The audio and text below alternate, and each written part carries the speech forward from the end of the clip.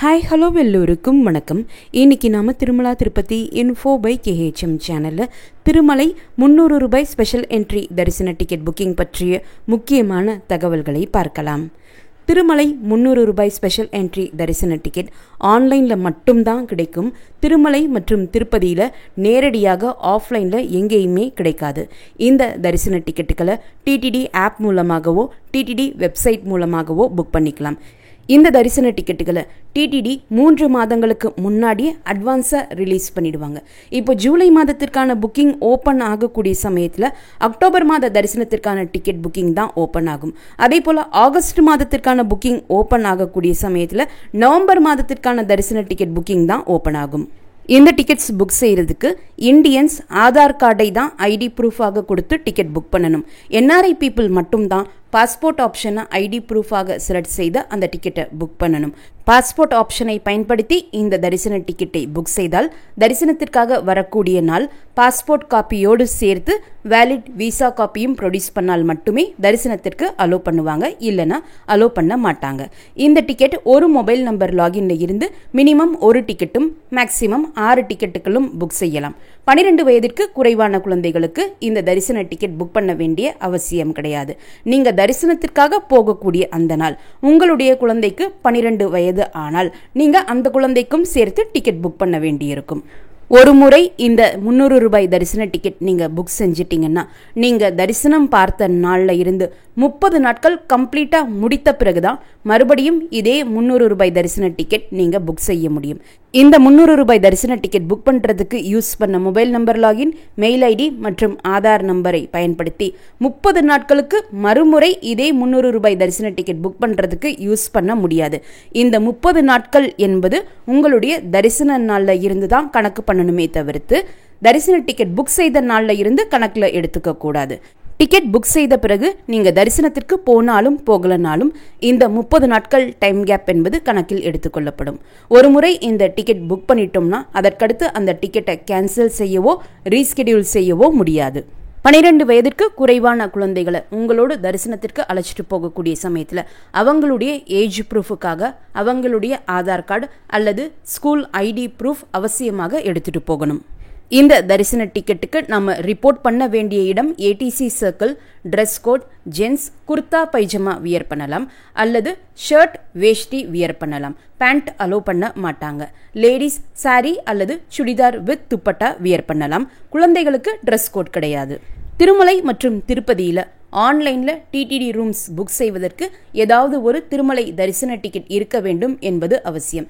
இந்த 300 ரூபாய் தரிசன டிக்கெட்டை பயன்படுத்தி நீங்கள் ஆன்லைனில் ரூம் புக் பண்ணிக்கலாம்.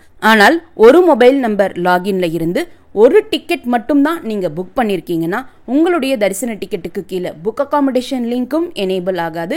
நீங்கள் ஆன்லைன் மூலமாக டிடிடி ரூம்ஸும் புக் பண்ண முடியாது.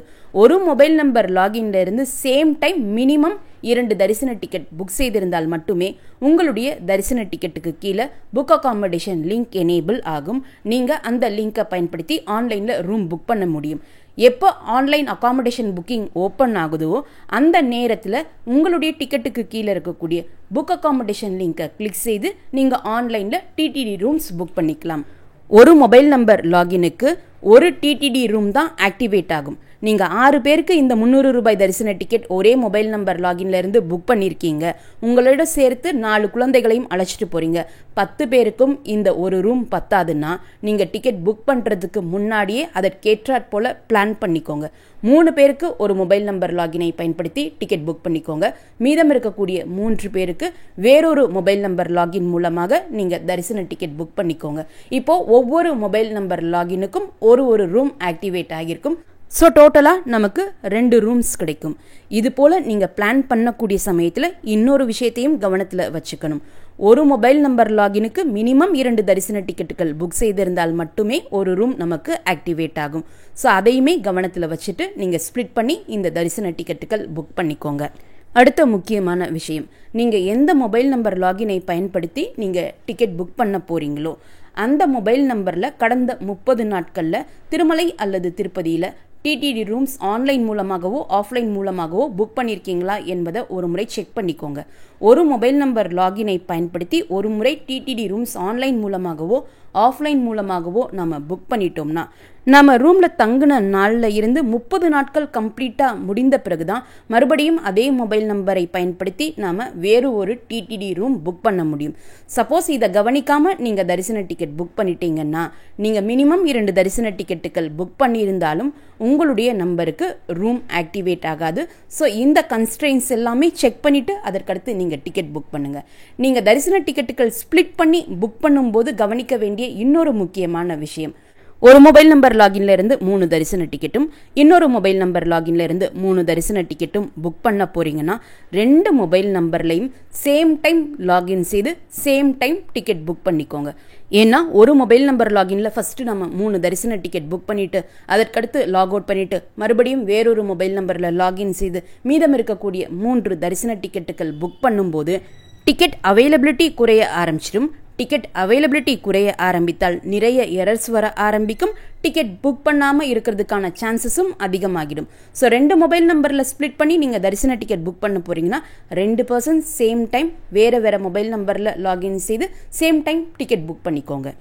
டிக்கெட் புக் பண்ணும்போது ஒரு குரூப் ஆஃப் பீப்புளுக்கு மதியம் 2 மணி ஸ்லாட் கிடச்சிச்சு, மீதம் இருக்கக்கூடிய இன்னொரு குரூப் ஆஃப் பீப்புளுக்கு ஈவினிங் 6 மணி ஸ்லாட் தான் கிடச்சிச்சு. நாங்கள் எல்லாருமே சேர்ந்து ஒரே நேரத்தில் தரிசனத்திற்கு போகலாமான்னா அதுவும் நீங்கள் தாராளமாக போகலாம்.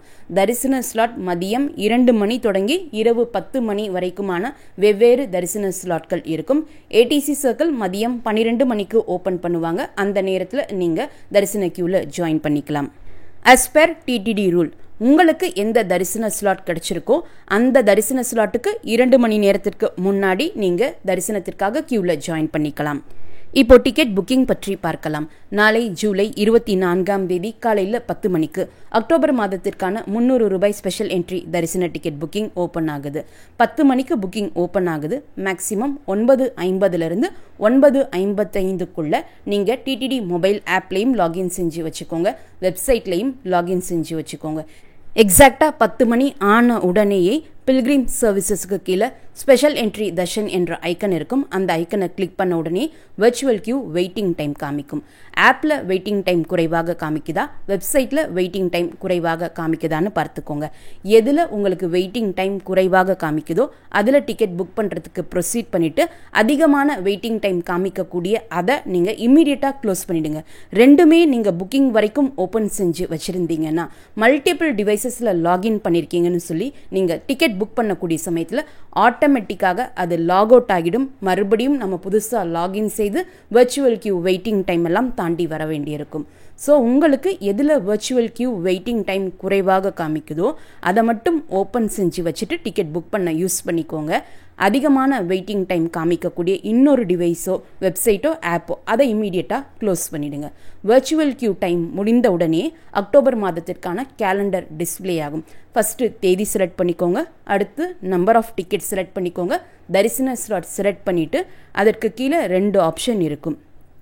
எக்ஸ்ட்ரா லட்டுவுக்கும் உண்டியல் அமௌண்ட்டுக்கும் 2 blank ஸ்பேஸ் கொடுத்துருப்பாங்க. அதை நீங்கள் ஃபில் பண்ண வேண்டிய அவசியம் கிடையாது. அதை நீங்கள் ஸ்கிப் பண்ணிவிட்டு கீழே இருக்கக்கூடிய கண்டினியூ பட்டன் கொடுத்துருங்க. இப்போ அடுத்த பேஜில் நீங்கள் செலக்ட் பண்ண தேதி, டைம் ஸ்லாட் விவரங்கள் எல்லாம் இருக்கும். அதற்கு கீழே ஜென்ரல் டீட்டெயில்ஸ் மற்றும் பில்கிரிம் டீட்டெயில்ஸ் இருக்கும். இது தப்பே இல்லாமல் புக் பண்ணுறதுக்கும் ஃபாஸ்ட்டாக புக் பண்ணுறதுக்கும் மறக்காமல் மொபைல் கிளிப்போர்டு அல்லது நோட்பேட் காப்பி பேஸ்ட் ஆப்ஷனை யூஸ் பண்ணிக்கோங்க. இதை எப்படி யூஸ் பண்ணணும் என்கிற வீடியோனுடைய லிங்க் நான் டிஸ்கிரிப்ஷன் பாக்ஸில் கொடுக்குறேன். நீங்கள் தேவைப்பட்டால் செக் பண்ணி பார்த்துக்கலாம்.